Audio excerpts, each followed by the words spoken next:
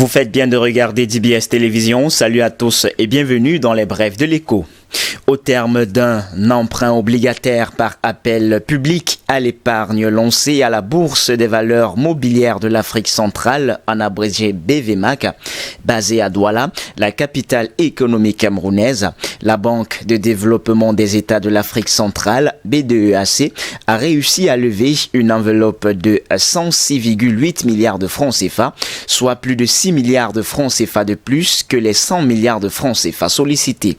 Cette opération, dont les souscriptions se sont déroulées du 21 au 29 décembre 2020, est la toute première levée de fonds organisée sur le marché financier unifié de la CEMAC depuis l'adoption en juillet 2019 d'une nouvelle configuration du marché financier régional.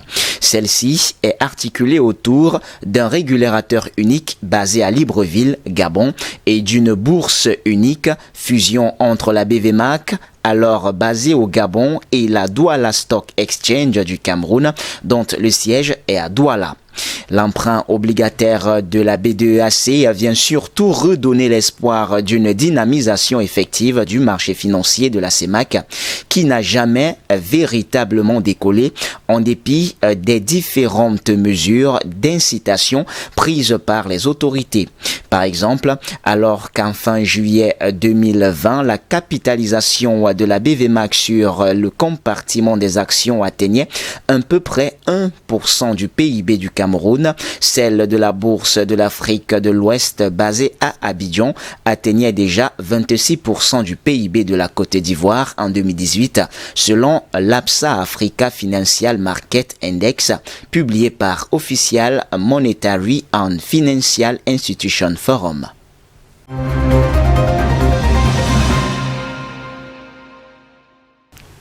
Nous souhaitons rendre visite à toutes les autorités concernées de près ou de loin par ce dossier afin de rappeler notre souhait de signer la convention de concession dans les plus brefs délais et de commencer à opérer le terminal de Douala selon les termes fixés.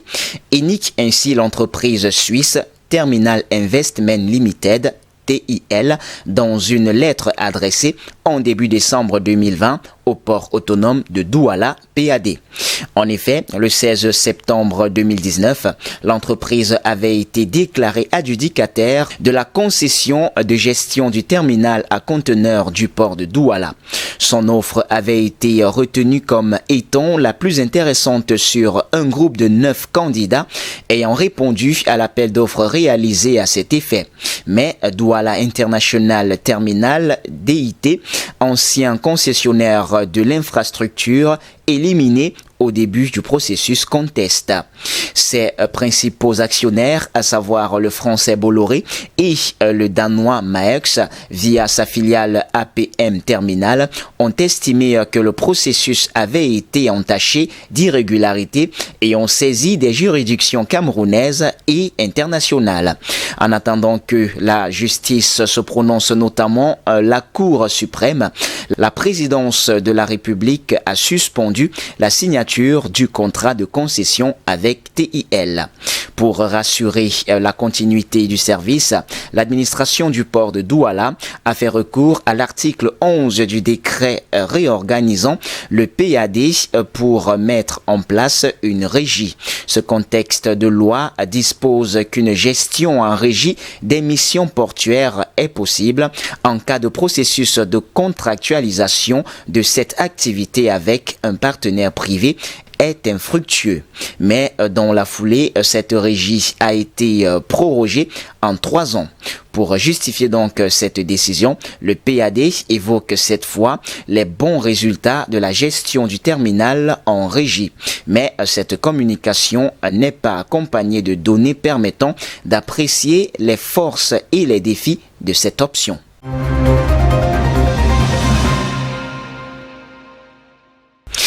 Et puis Camtel, l'opérateur historique des télécoms au Cameroun, prévoit de lancer officiellement son réseau mobile le 13 janvier 2021. Mais le gouvernement, à travers le ministère des Postes et des Télécommunications, Minpostel, tutelle technique de cette entreprise publique, émet des réserves sur ce lancement, craignant une entrée foireuse de l'opérateur public dans la téléphonie mobile. Concrètement, dans une correspondance officielle, la ministre Minette Libom Lili-Keng reproche à Judith Ya-Sondé le non-respect des prescriptions faites à Camtel par le gouvernement le 4 mars 2020 au moment de l'attribution à cette société d'État de 3 concessions d'exploitation des réseaux mobiles, d'exploitation des communications électroniques fixes et d'exploitation d'un réseau de transport des communications électroniques. Cette sortie de la ministre en charge des postes et des télécommunications révèle le manque de sérénité qui prévaut à Camtel à la veille du lancement de son réseau mobile qui devra pourtant batailler sur le marché avec 3 concurrents par ailleurs plus expérimentés. Il s'agit de MTN, le leader du marché depuis plus de 20 ans, Orange, le numéro 2, et Nextel, le 3e opérateur, quelque peu en perte de vitesse depuis bientôt 3 ans à cause d'une bataille entre ses actionnaires.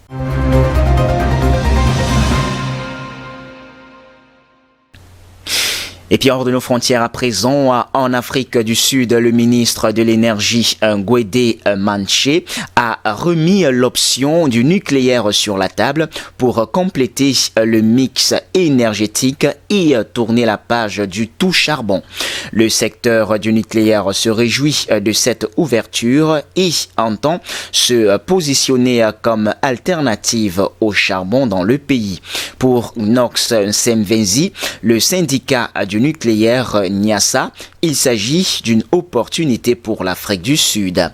Une entreprise américaine s'était déjà montrée intéressée depuis l'annonce du ministre Gwede Mantashe.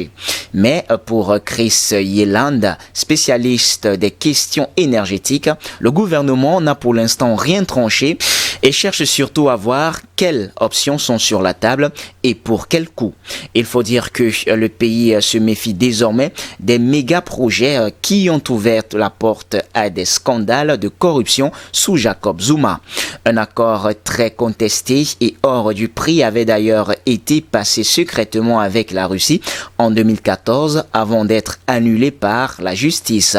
Les organisations environnementales du pays s'inquiètent aussi de la gestion des déchets et des problèmes de sécurité alors qu'une unité de centrale Koeberg près du Cap a dû être mise à l'arrêt pour des réparations.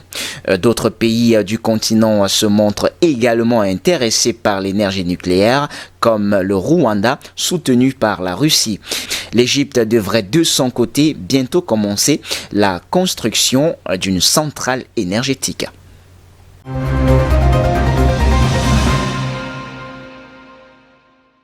À son accession à l'indépendance en 1974, la Guinée-Bissau ne comptait que 200 km de routes bitumées et 4000 km de pistes. 47 ans après, la situation n'a pas beaucoup évolué. Plus de 80% de ces infrastructures routières se trouvent dans un état de dégradation avancée. Bissau attend de la BOAD 40 millions de dollars sous forme de prêt, un véritable ballon d'oxygène pour ce pays confronté à d'énormes problèmes de liquidité. Mais la BOAD s'interroge sur les capacités réelles de la Guinée-Bissau à absorber autant d'argent.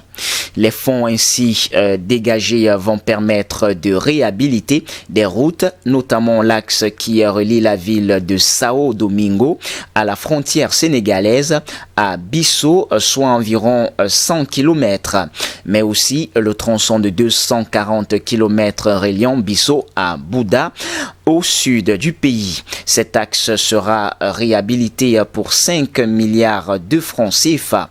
Les autorités attendent les premiers financements d'ici mars afin de pouvoir débuter les travaux. Pour Fidelis Forbes, le ministre de l'Urbanisme et des Infrastructures, l'objectif est de parvenir à 80% de routes rénovées en 2023. Avec de tels financements, nous osons croire que notre économie va croître parce que nous aurons facilité les déplacements sur toute la côte ouest du continent, déclare ainsi Brahima Diassi, le directeur des ponts et chaussées, qui reste tout de même optimiste. Une autre tranche du financement de la BOAD, dont le montant n'a pas été révélé, devrait servir à relancer le secteur de l'énergie avec la construction d'une centrale photovoltaïque de 20 MW devra rallier Bissau et ses banlieues. La banque va également financer le raccordement du réseau national au barrage hydroélectrique de Caleta, situé en Guinée voisine. Eh bien, c'est tout pour les brèves de l'écho de ce jour. Mesdames, Mesdemoiselles et Messieurs, merci de nous avoir suivis. Les informations se poursuivent sur notre antenne d'IBS Télévision. Restez donc des nôtres naturellement.